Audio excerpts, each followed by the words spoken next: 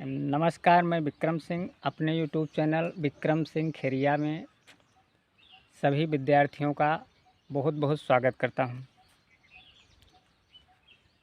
जैसा कि पता है, एजुकेशनल चैनल है और हम इस पर समय समय पर पढ़ाई से संबंधित वीडियो देते रहते हैं। आज मैथ के छात्रों के लिए, गणित के छात्रों के लिए कुछ ज़रूरी बात इसमें हम बताएंगे।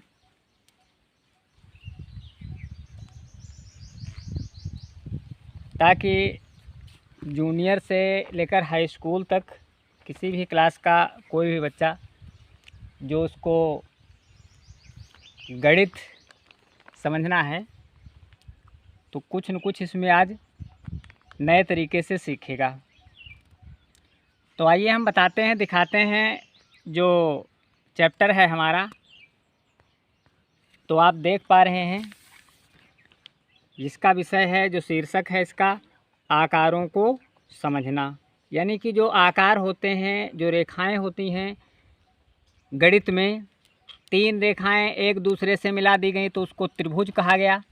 4 रेखाएं मिला दी गई आपस में इधर उधर से तो चतुर्भुज कहा गया। रेखा को वृत्ताकार, गोलाकार बना दिया गया तो उसको वृत्त कहा गया। बराबर भुजाएं कर दी गई तो उसको वर्ग कहा गया। इस तरीके से हैं सब रेखाएं ही, लेकिन उनके नाम बदल जाते हैं। तो ये तो थोड़ा आसान है कि कोण और त्रिभुज, चतुर्भुज, खटभुज और अष्टभुज से परिचित हैं छोटी कक्षाओं के बच्चे। लेकिन इसी बीच में कुछ और चीज़ें हैं जो हम आपको बताने की कोशिश कर रहे हैं। आप देख पा रहे होंगे कि ये चित्र बना हुआ है आपके सामने, ABCD। ये चतुर्भुज है, ये चित्र है चतुर्भुज का। तो अब चतुर्भुज कितने प्रकार के होते हैं ये तो हम आपको, जितने प्रकार के होते हैं और जैसे जैसे उनके फिगर बनेंगे, समचतुर्भुज होता है, समांतर चतुर्भुज होता है, और इस तरीके से उनके जो गुण होते हैं अलग अलग होते हैं, ये हम अगली वीडियो में आपको बताएंगे। इससे पहले कि चतुर्भुज के अंतर्गत और क्या क्या बातें जानना होता ज़रूरी, वो जान लें। आप देख रहे होंगे शीर्ष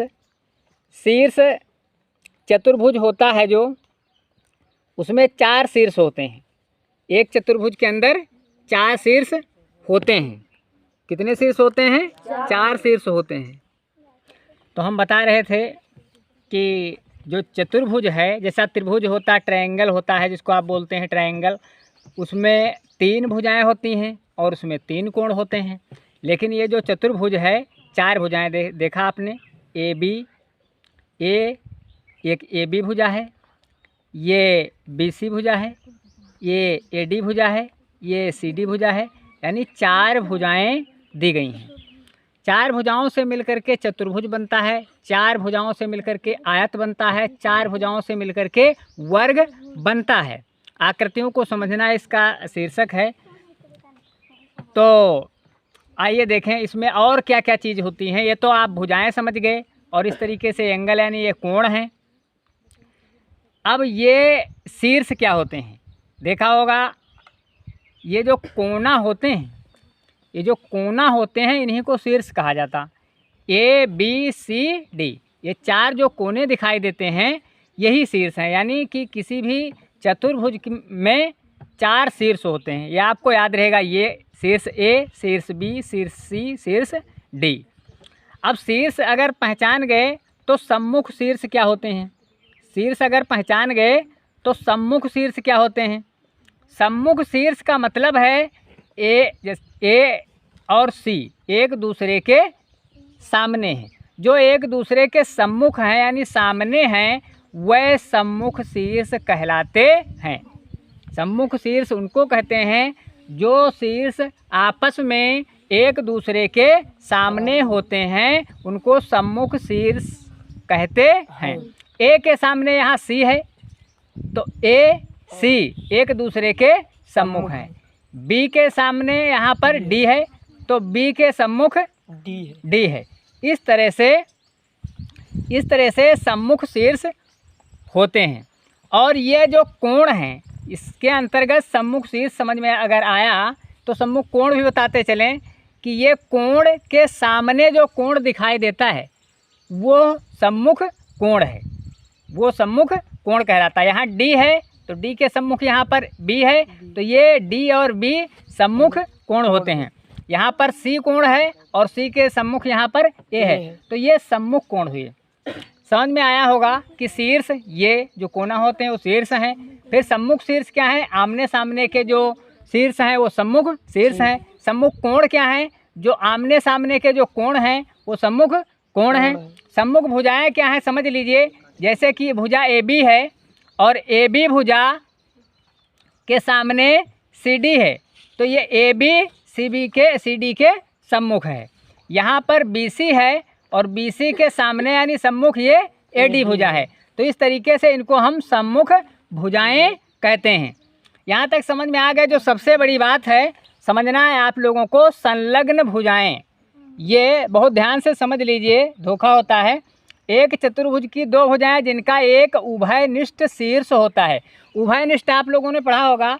उभयनिष्ठ शीर्ष उसको कहते हैं जो 2, 3, 4 यानी दो भुजाओं का एक ही शीर्ष, दो भुजाओं का जो शीर्ष एक होता है, तो उस शीर्ष से जो भुजाएं लगी होती हैं वो संलग्न भुजाएं कहलाती हैं।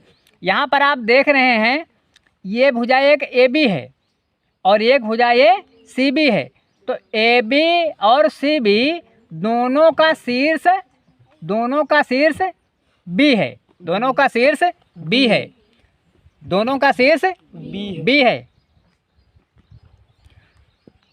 तो यहाँ पर समझ में आ रहा होगा कि जो भुजा ये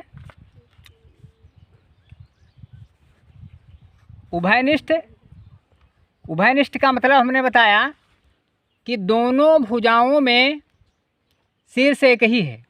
तो ऐसी भुजाएं जो एक शीर्ष से संबंधित होती हैं, ऐसी भुजाएं जो एक शीर्ष से संबंधित होती हैं उनको हम संलग्न भुजाएं कहते हैं। यहाँ पर दिखाई देता होगा कि ए बी और सी बी, यहाँ भी देख सकते हैं ए बी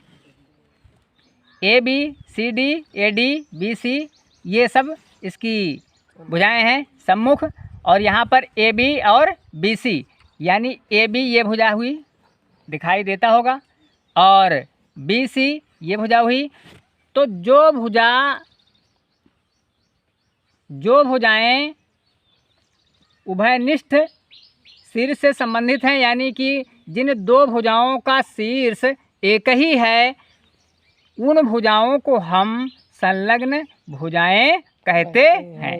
यहाँ पर आप देख पा रहे इस तरीके से, यहाँ पर जैसे सी शीर्ष है तो ए बी सी और ये डी सी, इसका शीर्ष सी है, तो यहाँ पर संलग्न भुजाएं हो जाएंगी सी बी यानी बी सी और डी सी, ये संलग्न भुजाएं हो जाएंगी। विकर्ण आपको पता है, कोने से कोने की दूरी को हम विकर्ण कहते हैं। सम्मुख कोण बता दिया, संलग्नक कोण। तो इस तरीके से, और ये एक बात, जो चतुर्भुज होता है, कुछ और बातें बता दें। जो समांतर चतुर्भुज है उसके कुछ प्रगुण होते हैं, यानी कि गुण होते हैं। चतुर्भुज हमने पहले फिगर दिखा दिया। तो ये होता है कि जो समांतर चतुर्भुज होता है, आप देख पा रहे हैं कि समांतर चतुर्भुज की सम्मुख भुजाएं बराबर होती हैं। समांतर चतुर्भुज के सम्मुख कोण बराबर होते हैं। समांतर चतुर्भुज के विकर्ण एक दूसरे को समद्विभाजित यानी अर्धक कर देते हैं। तो इस तरीके से अगर देखा जाए तो समांतर चतुर्भुज की परिभाषा होती है, समांतर चतुर्भुज एक ऐसा चतुर्भुज है जिसमें सम्मुख भुजाओं का प्रत्येक युग्म समांतर होता है। तो इस तरीके से जो समांतर चतुर्भुज होता है उसमें एक कोण की माप, जो कोण होते हैं बराबर के होते हैं, सम्मुख कोण बराबर होते हैं। जो सम्मुख कोण होते हैं वो बराबर होते हैं। चतुर्भुज के चारों कोणों का योगफल 360 अंश होता है। ये भी आपको याद रखने वाली बात है कि जो चतुर्भुज है उसके चारों कोणों का योगफल 360 अंश का होता है और सम्मुख कोण आपस में बराबर होते हैं। एक के सामने वाला कोण उसके बराबर होगा। अगर एक कोण 80 अंश का है तो दूसरा एक कोई न कोई कोण उसमें 80 अंश का जरूर होगा। तो इस तरीके से आप देख पाएंगे कि जो समांतर चतुर्भुज है उसके कोण, सम्मुख कोण आपस में बराबर होते हैं। एक कोण अगर दिया गया है 50 अंश का तो दूसरा कोण एक 50 अंश का जरूर होगा। एक कोण, जैसे कि उदाहरण दिया गया है, एक समांतर चतुर्भुज के एक कोण की माप 80 अंश है, समांतर चतुर्भुज के अन्य 3 कोणों की माप ज्ञात कीजिए। तो सीधी सी मुजबानी सवाल है, मौखिक सवाल है। यहाँ पर हम देख सकते हैं एक कोण अगर 80 अंश का है तो दूसरा भी कोई 80 अंश का होगा। तो 80 80 160 अंश, 160 अंश हुआ और टोटल कोण 360 अंश के बनते हैं। तो 160 और बचे हैं केवल 200। तो 200 में 2 कोण हैं तो आपस में सम्मुख होंगे, बराबर होंगे, तो वो दोनों कोण 100 अंश के होंगे। तो ये कोण 2 कोण 100 अंश के और 2 कोण 80 अंश के मिल करके इस तरीके से हमारा समांतर चतुर्भुज तैयार होता है। तो अगर माप आती है कि एक कोण की माप इतनी है समांतर चतुर्भुज में तो अन्य कोणों की माप बताएं, तो समांतर का मतलब सम्मुख जो कोण होंगे उसका युग्म बन जाता है। तो इस तरीके से हमने आपको समझाने की, बताने की कोशिश किया है। और अब हमारा जो पढ़ाई का ये है धीरे धीरे चलता रहेगा और गणित विषय पर जानकारी हम देंगे आपको। तो चैनल को देखते रहिए और जो सब्सक्राइब नहीं किए हैं तो सब्सक्राइब कर लीजिए, क्योंकि एजुकेशन से संबंधित आपको वीडियो इस पर ज़रूर मिलेंगे। धन्यवाद।